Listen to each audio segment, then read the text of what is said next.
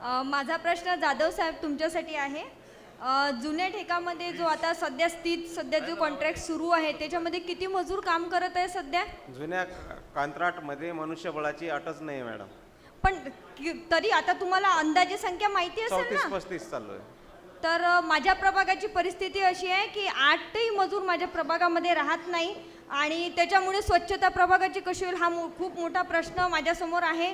आणि त्यानंतर नाईक मॅडम, त्या दिवशी तुम्ही माझ्या प्रभागामध्ये आल्या होत्या व्हिजिटसाठी, तेव्हा तुम्ही जयसेराम नगर, शिवनगर, संतोषी नगर या ठिकाणची तुम्ही पाहणी केली. तर त्यावेळेस तुम्ही जे बघितलं त्या ठिकाणी जे काही निर्देशात तुमचं आलं होतं त्यावर तुम्ही काही कारवाई केली आहे का?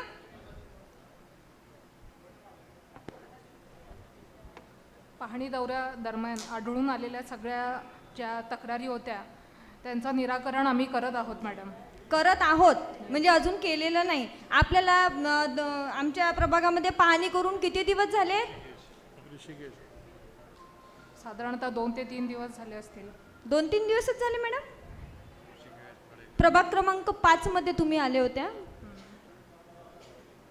तुम्हाला जास्त दिवस झाले आहे मॅडम. तरी तुम्ही आजही म्हणजे तुम्ही आल्यानंतरही म्हणजे बघा सभापती महोदय किती प्रश्न गंभीर आहे हा, की नाईक मॅडम व्हिजिटला प्रभागामध्ये येतात आणि व्हिजिटला आल्यानंतर आम्ही नगरसेवक 4ही नगरसेवक आम्ही त्यांना सगळं सांगतो की आमच्या प्रभागाची परिस्थिती काय आहे. जयसेराम नगर, शिवनगर, संतोषी नगर म्हणजे तुडुंब नाल्या अशा भरलेल्या आहे.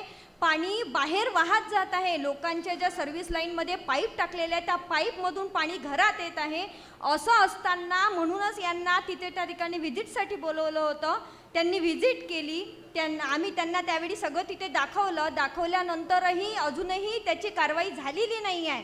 अशी परिस्थिती जर असली तर मग आपण काम कसं करायचं? प्रभाग स्वच्छ कसा राहणार? मॅडम, आतापर्यंत संबंधित कर्मचाऱ्याला सांगा ते कारवाई कराले, नाही तर त्यांच्यावर कारवाई करा. आणि आतापर्यंत ठीक होतं. 4.5 वर्ष नगरसेवक नव्हते, तुमचंच राज्य होतं, प्रशासनाचंच राज्य होतं, मान्य आहे. पण आता नगरसेवक निवडून आलेले, आता उत्तर आम्हाला द्यावे लागणार आहे. सांगून दिलेलं आहे ते होऊन जाते. मॅडम, माझी सर्वच प्रशासनाला विनंती आहे की आता तुम्ही खरंच सिरियसली काम करा. सगळे विषय सर्व तुम्ही जे मुद्दे आहेत ते सिरियसली करा, काम सिरियसली करा तुम्ही आता. त्यानंतर मला एक सूचना अशी करायची होती की आता जो नवीन म्हणजे आता ठेका चालू होणार आहे आमचा कधी होणार आहे मॅडम? प्रभाग झोन क्रमांक 1चा 14 तारीख 14ला होणार आहे ना.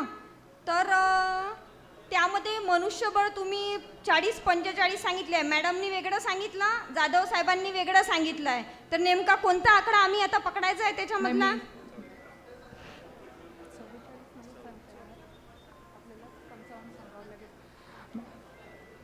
मी आता जो मगाशी आकडा सांगितला होता 55 कर्मचाऱ्यांचा, म्हणजे तेवढाच आहे. तुम्ही जो सांगितला तोच आम्ही धरायचा आहे मग आता? हो. म्हणजे तो फायनल आहे आता? बरं.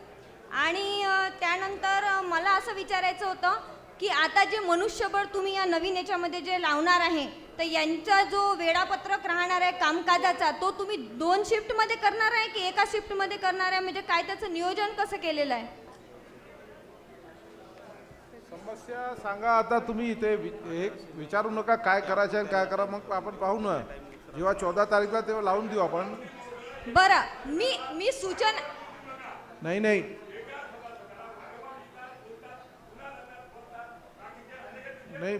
ठाकरे मॅडम, आपली समस्या आहे का? ती समस्या मांडवली ना आपण, ते दिलेला आहे ना आदेश. थांबा ना सर, बोलू द्या ना. महिला आहे ना, हो महिलाला बोलू द्या ना. बोला ठाकरे मॅडम, बोला लवकर बोला.